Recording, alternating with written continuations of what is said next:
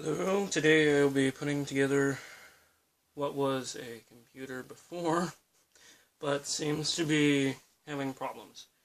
I picked this up for around $10. It's quite impressive actually. This is a 20.5 gigabyte hard drive, and it's an IDE. It's a really old computer because this is an IBM desktop. Desk Star, because I stuttered there for a second, my bad. It's not that I pronounced it, or meant to pronounce it that way. It says it's fragile. Yeah, kind of obvious. But, it came in pieces. The hard drive was taped to the bottom of the damn case. And everything else, I mean, I guess they probably did that to, I don't know why, but I'm guessing they put it there to save the thing. And it is, according to the jumpers, it's in slave mode. So, let's move that to master. Let's remove both the jumpers. Okay, get those. And for 16 heads, put one on the far end, which I believe this is a 16 head. If it's not, then obviously I'll have to change that later on. But I believe it's a 16 head because it's kind of heavy. Let me see if I can tell the. Wow, that's pretty good. 5,400 RPM. That's not too bad. I mean, that's pretty fast for an older hard drive. It's got a lot of sectors. 40,000, that's a lot. So, what can we expect from this? Well, hopefully it boots up into some sort of good operating system. I believe it would be Windows, since, back then. Let's attach the IDE cable, as you've seen me do this in a video with my Xbox. So, you can see, match the pins up to the IDE cable. That's a matter of input. And we'll just slide it into the hard drive carriage, or the build carriage for this. Then we need a Molex cable. As you can see right here, let me see if I can zoom in here to show you the exact type of cable to use. But it should be in the power supply itself, So, then we attach the Molex in the way it's supposed to be, which right here it would be the upside down with the curve towards the top. And then, where'd I put my screws? Okay, I've got 4 screws. There's dog hair on the ground, because my dog's been in here. Alright, so, 4 screws. Probably not the best lighting or anything for this, but 2 on each side. Usually I just put 1 on each side, but today we'll put all 4 in. Alright, so, got a ratchet driver, which is my personal favorite, and it's a Phillips, so let's get the medium-sized Phillips tip out. Snap it into our ratchet driver, pick up a screw, attach that there. Let's get the hard drive lined up to where we can actually get the screw into it. And you go here, and then a couple ratchet turns. And then here, same as the other side, just line it up. And then we turn this big beastly behemoth over, and then we find the hard drive way down in there on the other side. Right on the bottom there. And then we just line up the screws on this side. this computer came in pieces. Like, I mean, you know, there were several other faceplates bolted, or not, you know, taped, excuse me, not bolted. I'm a dumbass today. They were taped down to the bottom.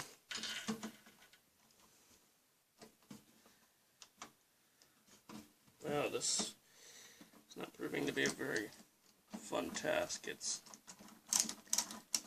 hard to get the screwdriver in an angle and then put a screw in straight.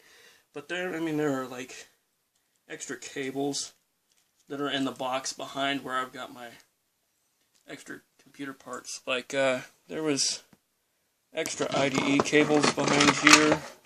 Like, I mean, stuff like this. There was, like, I don't even know why, but this SATA transfer cable was in there when it didn't even have a SATA port on the motherboard or on the hard drive, because it wasn't a SATA hard drive, it was an IDE hard drive. For God's sake, people, get your stuff right when you get a computer, because you'll end up being stupid like I was and finding this cool project box for around $10 with a bunch of other crap in it that I didn't really need, but, you know, it kind of serves for an extra project function. So, okay, so it came with a keyboard and power cable and a mouse, a PS2 mouse. Don't you dare say anything, people, because people have gotten after me. They're like, yeah, PS2 stands for PlayStation 2.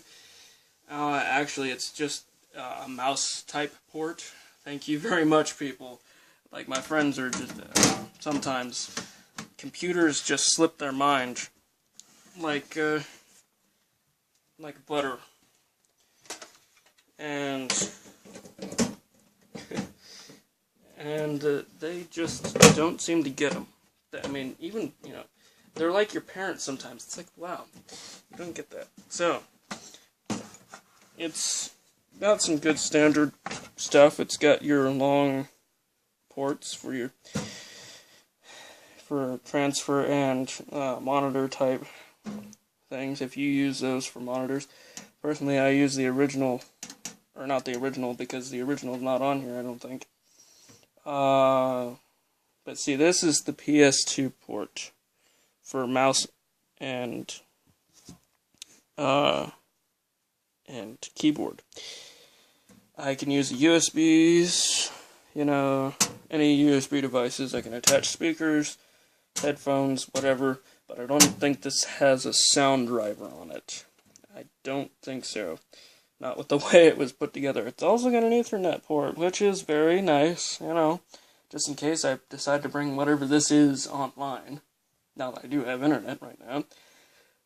It's got dual phone ports for your 56K modems, and so this is old. It's got floppy drive, and I did decide earlier on to install two more, or no, this one's the original one, and I decided to install a disk drive and a DVD-ROM drive from an old computer I had, just because, you know, it's fun. And I mean, this has got an Intel Celeron processor, so it's not too bad. And it's a heavy-duty damn case. I mean, you can probably drop this thing and figure out the motherboard is just fine, and go on with your day, living on with happiness. But here, I'll let you take a complete look at the front on its side. And it's got your standard power button and your indicator buttons, you know, and lights and stuff that hopefully all work, because they're all connected to the motherboard in the right place. Those were actually connected. I checked that just before I made this video. And it's got a floppy, 3.5-inch floppy, that is, well, damn clean inside. It's nice. Don't know how well a floppy drive is going to help me out in this world, because well, floppies are obsolete. And discs are becoming obsolete because apparently everyone's got internet and downloads everything, you know. So, it's not one of those days that you can just go around and, hey, how much does a pack of floppies cost? Well, it'll cost you about $10 at a good electronics store. Nope, that's obsolete by now. So, well, my computer case fell off because I don't have screws for those. Because it didn't come with screws. No wonder. I probably should have checked that out. And I think I'm just going to make this a two-part video. So this one here is just me putting the hard drive and telling about the specs and stuff and, you know, putting that all back together. This fun thing of, well, that the floppy cable wasn't even attached. The floppy IDE wasn't even attached, and it's got the power. So all the drives still have power that I put in there. Like I said, all the LED cables, and oh, there's a speaker, so maybe it does have a sound driver, maybe I just don't know it yet. Maybe I'll have to install one via disk or floppy, or USB. Man, that back in the day when you had actual boards for stuff like your modems and your Ethernet adapters, man, that was back in the day. That was great. That actually helped because if you had expansion ports, all you had to do is just plug a chip in and then install a couple screws. And nowadays it's like, well, you have to solder this to the board and do this and that and use these modules. And man, old computers did it right. Old computers definitely did it right. The only thing I don't notice is another big fan in here, which I think I have an extra one in here somewhere. But yeah, I'll find it later. But I think it has a pin connection for the power, and then I can just mount it in here somewhere with screws and possibly, you know, have to drill a couple holes to mount it. But yeah, that's another story. Because see, I mean, this still has plenty of expansion ports to put stuff in. The RAM. I never really checked the RAM specs, so let me pop the... Oh god, I love that sound. You know, just popping out the old chips. So this is 128. What are you? You're a... This is the 128 RAM. For those of you who don't remember the dual slot, or, well, actually, this one has a tri-slot, so if you had another one of these, and oh, these are both 128, so we've got a good amount of RAM in here. These are SD RAMs too. So this is great. What brand are they though? So this one's Infinity. This one's MTech. Heard of Infinity, but I've never heard of MTech. Never heard of MTech. So I'm not sure what to expect. Looks like all the capacitors and all this stuff are in here that need to be, and then not the usual. Let's get that in there. Come on. There you go. Snap. Don't know if you can hear that. And it is very hard to move around the very big power cable for the motherboard. So that was kind of cool. The RAM, you know, the RAM easily slips out, so that means it's not corroded or anything, and the board hasn't fried it in, you know, like it hasn't shorted out. And that's another thing. Back in the day when all you had to do is have a little stretch out cable. I mean, you know, a pin connector for your monitor attachment, and I love that, because if the part just failed on you, all you had to do was get another part, until the motherboard was, you know, obsolete and so slow that it couldn't deal with the hardware attached to it. But, you know, things get old, But you can pretty much hold on to one of these suckers and keep chugging along just fine. I mean, you can attach your sound chips and stuff like that in different spots. That, I mean, there's like an empty one here. I don't know if you can see that on there. And ooh, dust. Hate dust, because dust is a #1 enemy of computer besides water and moisture in the air, and you know, moisture and dust. Nah, not a good thing. So it looks all the passengers. Someone used an Asus cable. Don't know how old the Asus cable is, but this is, I mean, it looks awfully damn new.